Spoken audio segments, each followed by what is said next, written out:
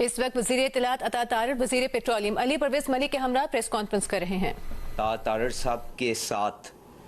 आपके सामने पेश हो रहा हूँ तो अफसोस के साथ जो खित्ते की सूरत है जिसको बेहतरी की तरफ हमारी क़यादत ने एक बड़े अच्छे अंदाज के अंदर पहले सुलहबंदी और उसके बाद मुस्तकिल जंग बंदी की तरफ ले जाने के अंदर बेपनाह कोशिश की। ख़ास तौर पे वज़ीर आज़म शहबाज शरीफ साहब और फील्ड मार्शल आसिम मुनीर साहब, उनकी काविशों के बावजूद एक दफ़ा फिर जंग बढ़ती हुई खित्ते के अंदर नज़र आ रही है और उसकी वजह से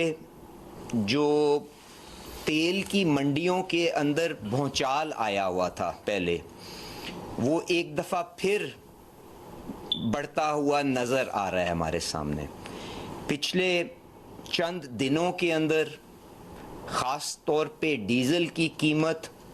उसके अंदर बेपनाह इजाफ़ा आ चुका हुआ है। अगर मैं मिसाल दूं तो जो प्लेट्स का रेट जो बैनुल-अक़वामी मंडी के अंदर डीज़ल का भाव उसकी तरफ इशारा करा है, वो तकरीबन $110 से बढ़ के आज $140 की सतह के ऊपर आ चुका हुआ है। पेट्रोल का प्लेट्स बिल्कुल उसी तरह जो $89 के करीब था, वो तकरीबन $100 के लगभग के ऊपर पहुंच चुका हुआ है, जिसकी वजह से बैनुल-अक़वामी मंडी के अंदर और हर जगह आपने देखा है कि तवानाई की कीमतें एक दफ़ा फिर दोबारा बढ़ना शुरू हो गई हैं।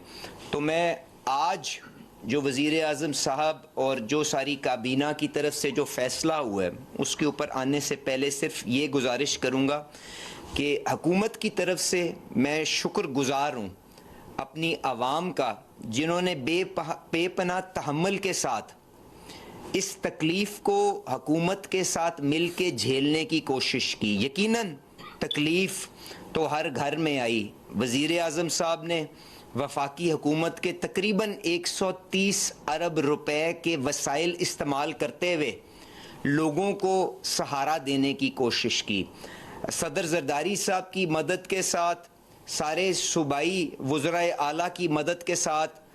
टारगेटेड सब्सिडी का प्रोग्राम 130 अरब के बाद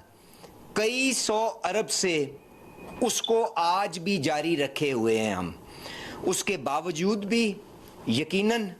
तकलीफ़ आवाम के अंदर मौजूद है। इसलिए जो आज फ़ैसला किया गया है वो ये है कि इस सारे निज़ाम के अंदर किस तरह से आपको शफाफियत और लानी है ताकि लोग अपने तौर पे खुद समझ सकें कि क्यों कीमतों का बढ़ाना नागुज़ीर है। और अगर हम वही काम करें जो 2022 में एक हुकूमत ने किया था, तो उसकी कीमत किस तरह से अवाम को महंगाई की शक्ल के अंदर साल हा साल झेलना। तो काबीना ने और वज़ीर आज़म साहब ने जो फ़ैसला किया है वो ये है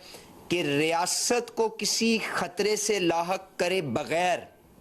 शफाफियत इस निज़ाम में लाने के लिए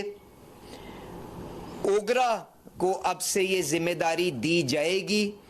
कि रोज़ाना की बिना के ऊपर वो कीमतों का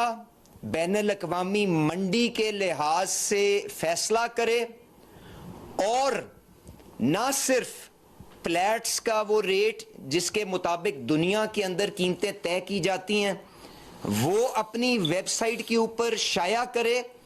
पर इसके साथ साथ उस कीमत का जो आपके और हमारे लिए हर पेट्रोल पंप के ऊपर नज़र आती है, उसके पीछे वो कौन कौन से अंसर हैं जिनसे वो कीमत को बनाया जाता है, वो भी ओगरा को कहा गया है कि अवाम के सामने पब्लिश करा करे ताकि लोगों को पता चले कि ये कितना नागुज़ीर है कि हम इस मामले को आगे शफाफियत के साथ लेके चलें और जो फैसला कर रहे हैं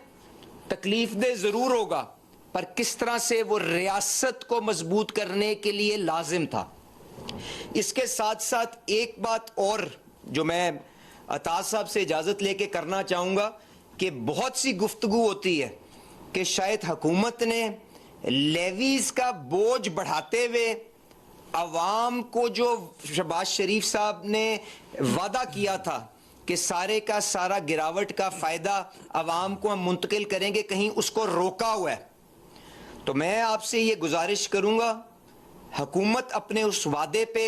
आज भी कायम है। जिस तरह से डीजल की कीमत 520 रुपए से गिरा के आज 300 के बैंड के अंदर मौजूद है,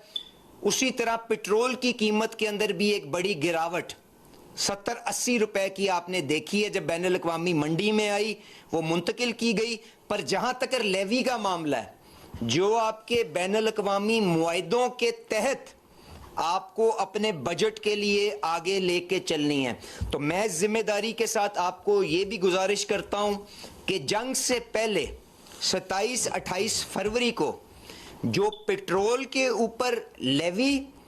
और कार्बन सपोर्ट लेवी जो उसकी सतह थी, पेट्रोल के ऊपर भी और डीजल के ऊपर भी,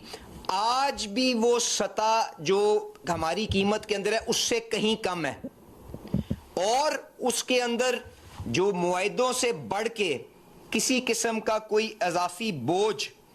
आवाम के ऊपर नहीं डाला गया। तो शफाफियत भी और जो इनडायरेक्ट टैक्सेशन के ऊपर बोझ कम करना, दोनों अमल के ऊपर हुकूमत आगे चल रही है और शफाफियत भी लेके आ रही है, और हुकूमत को इस निज़ाम से बाहर निकाल के रेगुलेटर जिसकी जिम्मेदारी है कि सारे शिराकतदार, कंज्यूमर भी, हुकूमत भी और ऑयल सेक्टर के बारे में भी मुफावदात को बैलेंस करे और शफाफियत के साथ उसको आगे लेके चले। और इसके साथ साथ जो एक बड़ी चीज हमने देखने में आई है वो ये है कि जिस शोबे से हुकूमत ने अपना रोल महदूद किया है उसके अंदर हमेशा अवाम के लिए बेहतरी आई है। तो ये जो डेली प्राइसेस का अनाउंसमेंट है, 7 दिन के वर्किंग डे जो प्लेट्स की एवरेज होगी उसकी बिना के ऊपर यह भी यकीनी बनाया जाएगा कि जिस तरह से कीमत ऊपर जाती है ऊपर जाए, और जिस तरह से गिरती है उसके मुताबिक खुद ब खुद ही ना अताज साहब से पूछा जाए, ना मुझसे पूछा जाए, ना वजीर आजम से पूछा जाए, फौरी तौर पे वो अवाम को मुंतकिल कर दी जाए रोजमर्रा की बना पे। और ये डीरेगुलेशन की तरफ एक और कदम होगा जो हुकूमत ले रही है। और मैं